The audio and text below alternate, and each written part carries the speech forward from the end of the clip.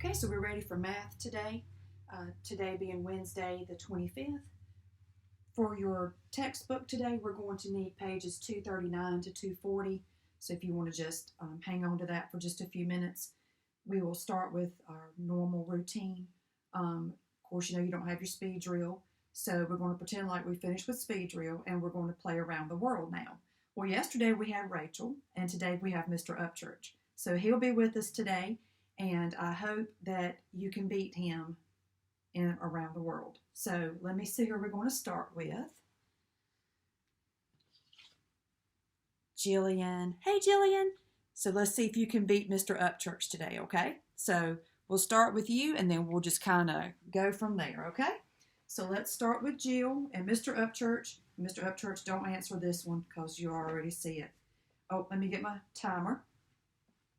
We'll go for about 2 minutes, and then we will move on to our next thing. So let me get my timer ready. Harrison, I bet you wanted to battle Mr. Upchurch, didn't you? I'll get you one day. I'll get you one day to battle him. All right, here we go. All right, ready? All right, Mr. Upchurch, not this one because you already know the answer. All right, everybody can see those, okay? All right, ready? Go. 7. Set. 6. Multiplication, Mr. Upchurch. Multiplication. Oh, Jillian, I bet you beat him with that. All right, Mr. Upchurch, multiplication. Okay, ready? 12. 12, yes, you got it. Ready? Go ahead.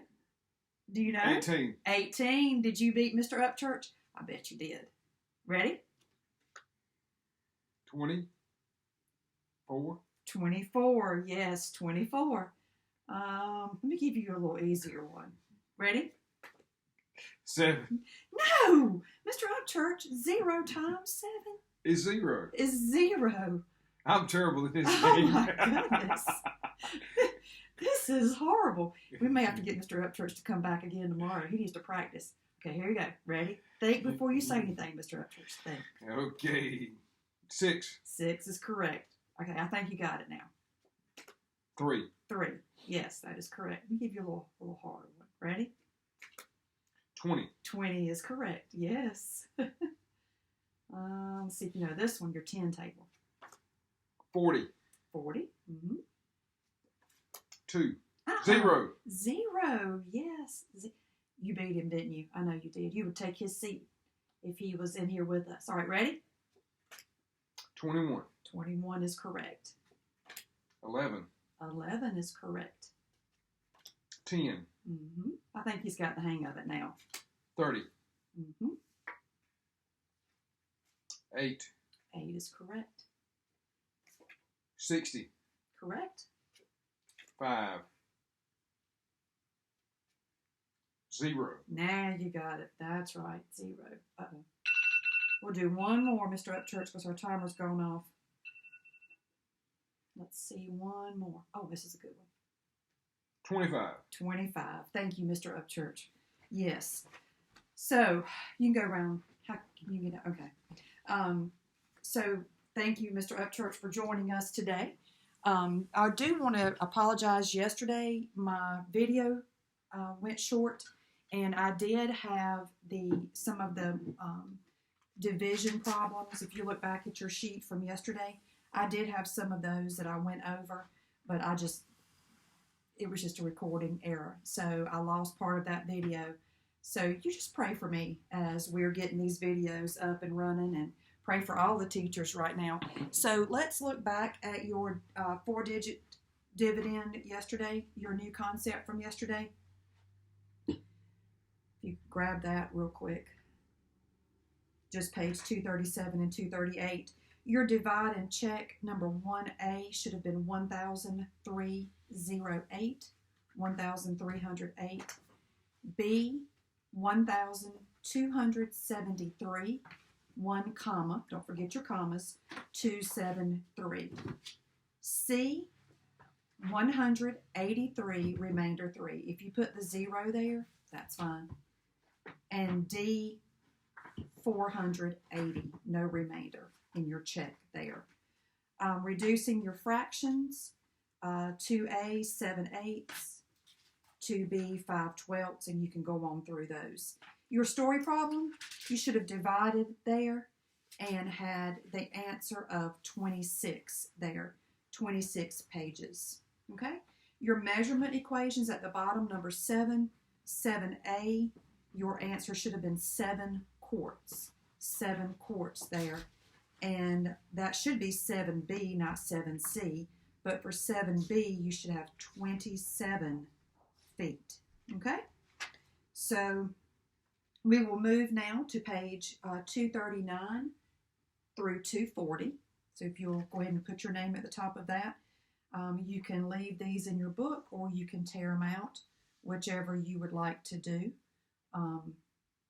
Whatever. I do want to, as I've said in other videos, I do want to collect these at some point. If you do tear them out, just keep up with them in a little folder. So if you need to look back at a concept, you'll have that there.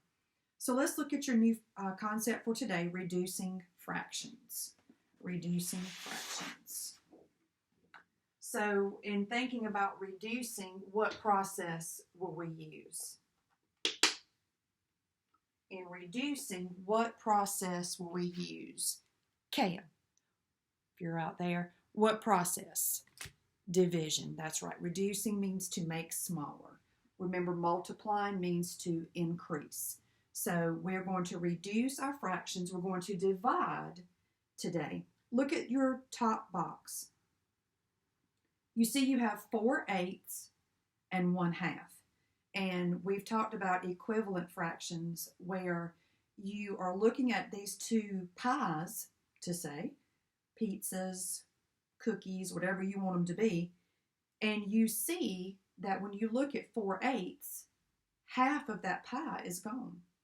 It's just you have 8 slices, so your slices are a little smaller. Then you have 1/2 of the pie is gone. In both of those pies, the same amount is taken away. So those are equivalent fractions.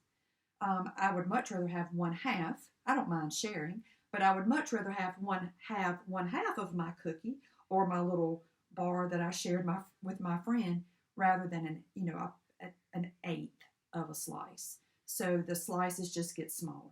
So let's look at your box. To reduce a fraction to lowest terms, divide the numerator and the denominator by the greatest number that goes evenly, no remainder, that means evenly into both terms. Okay? So we're thinking here of the number that divides both into the largest number that divides both into the numerator and the denominator with no remainders. So you have 4/8 divided by 4/4 equals 1/2. You have 4 divided by 4 equals 1, and 8 divided by 4 equals 2. Remember, when we're multiplying or dividing, we multiply both the numerator and the denominator by a certain number, or we divide both the numerator and the denominator by a certain number. In addition and subtraction, we don't do that. We leave it alone. So here you are reducing by 4/4 because 4 is the largest number that both goes into 4 and to 8 with no remainder. We wouldn't want to use a 5 there or a 7. That's not even on those tables. We've talked about this some, and remember I told you, most of the time, usually, it's that top number. If you look at 4/8 divided by 4/4, start there. Think if that's a number. Now, obviously, 4 is going to divide into 4, but check that bottom number. As you'll see in some of our examples coming up, the bottom number, the denominator, that number will not divide into equally, or it may not be the largest number. So let's just think about that as we go along. But that numerator is a good place to start. So let's look at my chart. We have 3/6, and we want to divide it into a smaller fraction. I'm going to start with that 3. Yeah, there's really no need for me to try to go up and think, well, is it 4? Is it 5? because those numbers are not going to divide into 3. So here I would reduce 3/6. I would divide the top by 3. 3 divided by 3 equals 1. 6 divided by 3 equals 2. And you can see here you have 3 of 6 shaded, and you have 1/2 shaded. Those are equivalent fractions, but it's easier to say half is gone. 8/12. We want to reduce 8/12.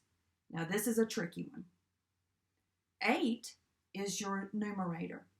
Well, sure, I could say 8 divided by 8 equals 1, but I could not say 12 divided by 8 without a remainder, and we can't do that there. So what we're going to do is we're going to think on what table, maybe what number, do we see both 8 and 12 the largest table. Now, obviously, both of these numbers are even numbers, so we think 2. 2 is always a good one. But it may be 4. It may be 6. You have to think, what largest table do I see where I can divide both 8 and 12? 2 is correct, but we can also move up one more table, and we can say the 4 table. 8 divided by 4 equals 2, and 12 divided by 4 equals 3. So just try to think in your head, what number, largest number, I can see both of these numbers on a table. Okay? Some 3s and 5s may be interchangeable, 2s and 4s, so just think that way. And just, I think 4, let me think one more higher. 5, that's not going to work. So I'm going to go back down to 4, and 4 is going to be my largest number that I can divide both the numerator and the denominator by equally. Okay? So just going to be just a little practice with these, and then you'll start to get the hang of it. So let's look at number 1. Write the missing numerators. So let's look at 2/4. Okay? 2 out of 4 of those pieces of cookie has been shaded, or pie, or pizza. So I'm going to say 2/4 is equal to what part is missing. Doesn't matter. You can say 2/4, or you can say, yes, 1/2. So you would put a 1 there. Because one of those 2 are shaded. Okay, let's look at B. Well, B, the first pie they give you, the first circle, you have 4 out of 6 pieces shaded. Be careful here. Please make sure that you're not saying 4 tenths, that you're adding those 10 that place together. Don't do that. Be sure you just only keep how many slices there are. 1, 2, 3, 4, 5, 6. 4 out of 6 total are shaded. Like 2 out of 15 order lunch. Okay, so just make sure you keep the integrity of the group there. All right. Now, if you look at how you're going to reduce that, look at the second pie they give you. How many out of 3 is shaded? 2. That's right. 2 out of 3 is shaded. So put your 2 up there. And 4/6 or 2/3 of that pie would be taken. Those are equivalent fractions. Just with 4/6, your pieces just get a little smaller. Okay? So let's look at number 2.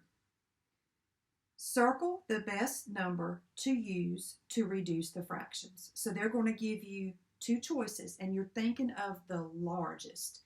If I could add something to number 2, I would say make sure you're using the largest number, as high as you can go on a table and still divide equally. Okay? So let's look at 2A, 4/8. I could divide 4 and 8 by 2, but there's a table higher that both 4 and 8 is on, and that's the 4 table. So 4 divided by 4 would be 1, and 8 divided by 4 would be 2. So in 2A, I would circle the 4. Now let's look at B. 9 27ths. Let's start with that 9. Can you divide 9 by 9? Sure. 9 divided by 9 equals 1. Can you divide 27 by 9? Sure. 27 divided by 9 equals 3. 3 times 9 is 27. So would we choose the 3, being the largest number we could divide, or the 9? The 9. That is correct. Now let's look at C. This is where it gets a little trickier. 8 tenths. Well, I look at the 8 and I could divide 8 divided by 8. I could absolutely do that. That's an even divide.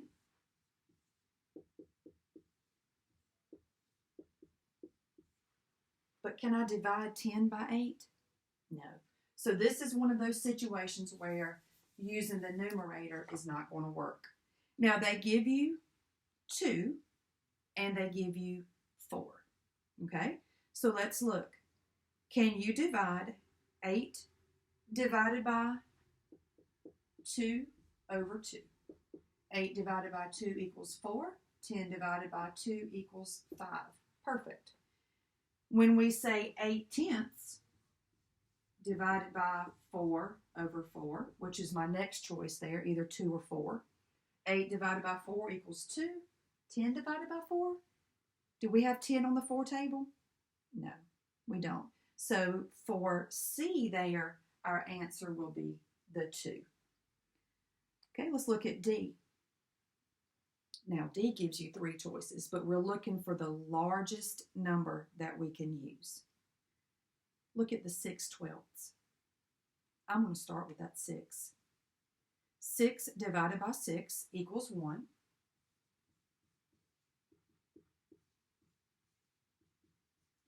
12 divided by 6, can we do that? Sure, 2. Right there tells you.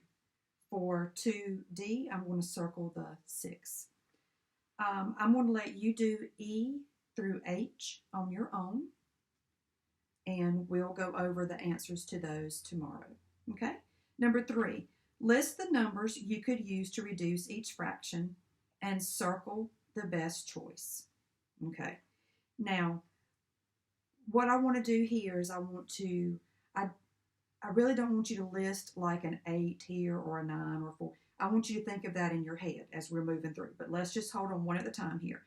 Number 3A, 8/12ths. Okay, so let's think of our number line because they don't give you choices here. 8/12ths. And I'm going to write 1, 2, 3, 4, 5, 6, 7, 8. I'm going to write just through 10 here. 8 and 12. Obviously, we would start with the 2 table. 2 times 4 is 8. 2 times 6 equals 12. So that's an option here. 3 table? For the 12, yeah, but not for the 8, so we can't use that one. 4? Sure. 8 divided by 4 equals 2. 12 divided by 4 equals 3.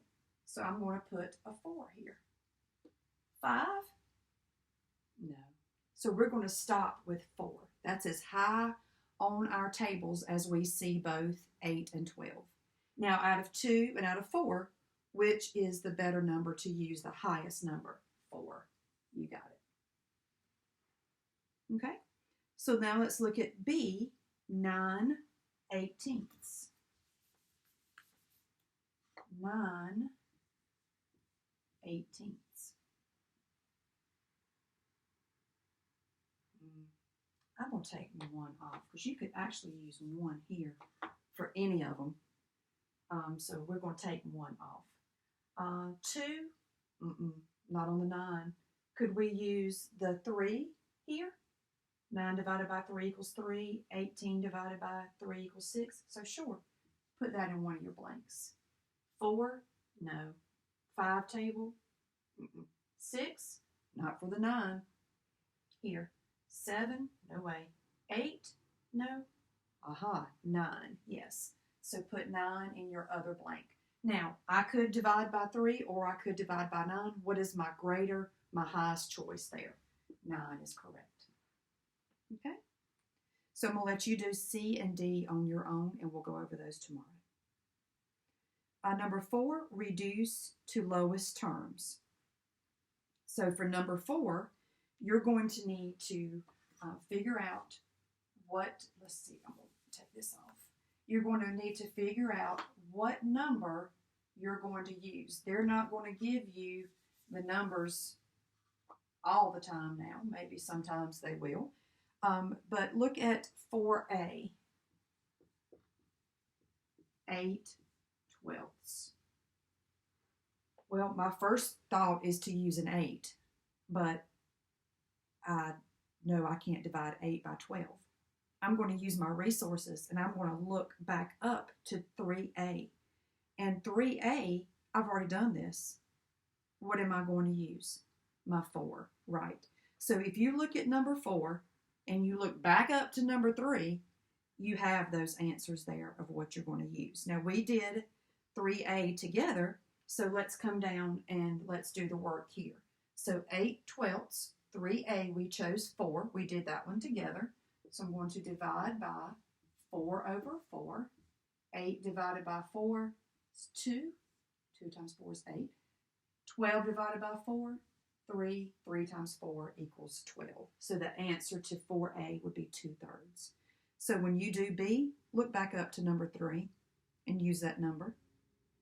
4, look back up and use that number. And then D, which might be a little challenging, look back up, okay? All right, so that is our lesson on reducing fractions today. If you have any questions, just rewind the video. But again, to summarize, start with that numerator to see if you can divide 8 into 8. Sure. 12 divided by 8? No. So then my next step would be, let me think of my tables. These are both even numbers, so I'm going to think of 2, 4, 6. I know 8 and 12 is on. Let me grab my 2 table, and let me show you what I mean by that.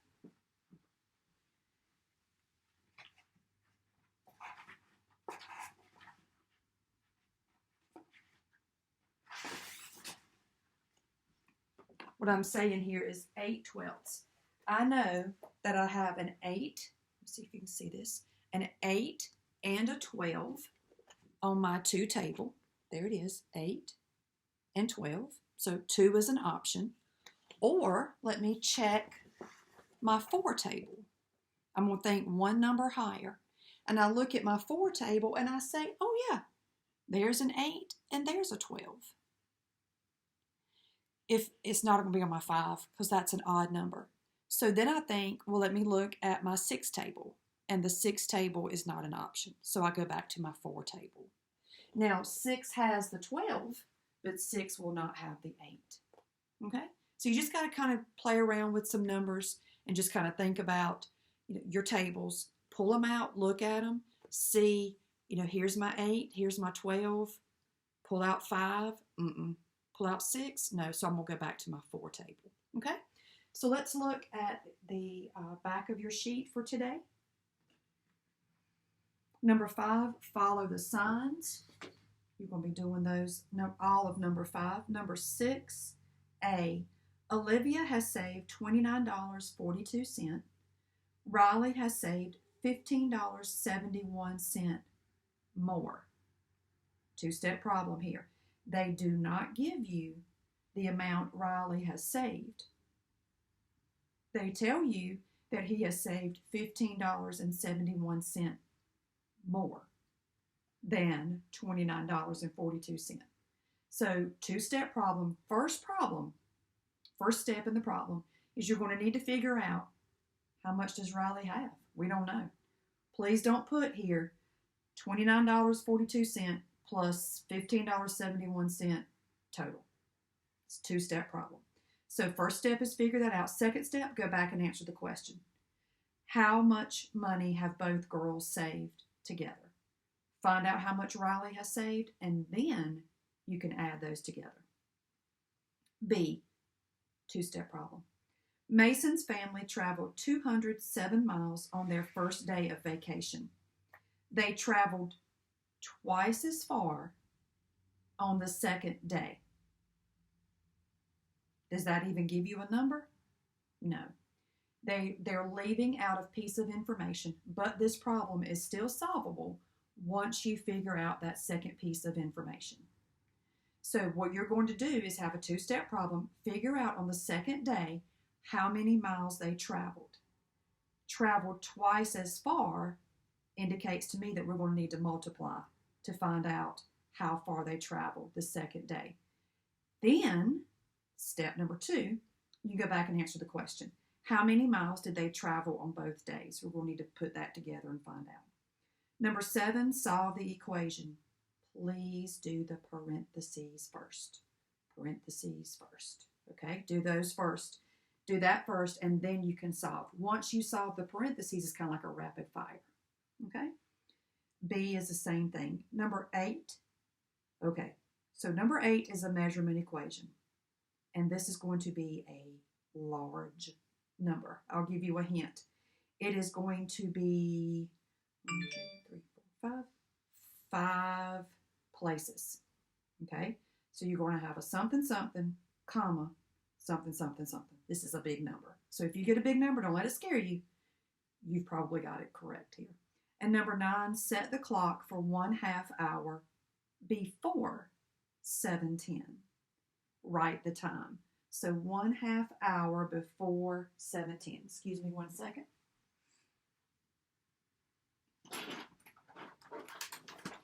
One half hour before. So we have 7:10. 1/2 of 60 would be 30. So we're going to go backwards 30 minutes. Correct. So if you look at your clock there, if you want to kind of draw the 7:10 first and then kind of count backwards, that'll be fine.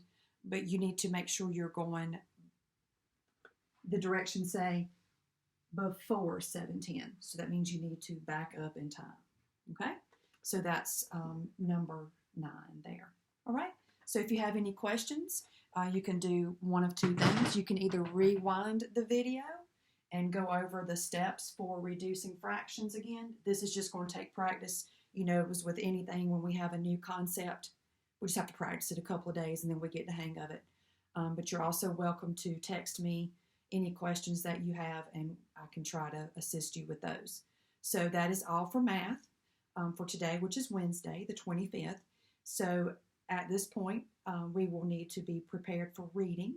If you want to grab your Maple Tree and your On the Bright Side book, we will transition into reading from here.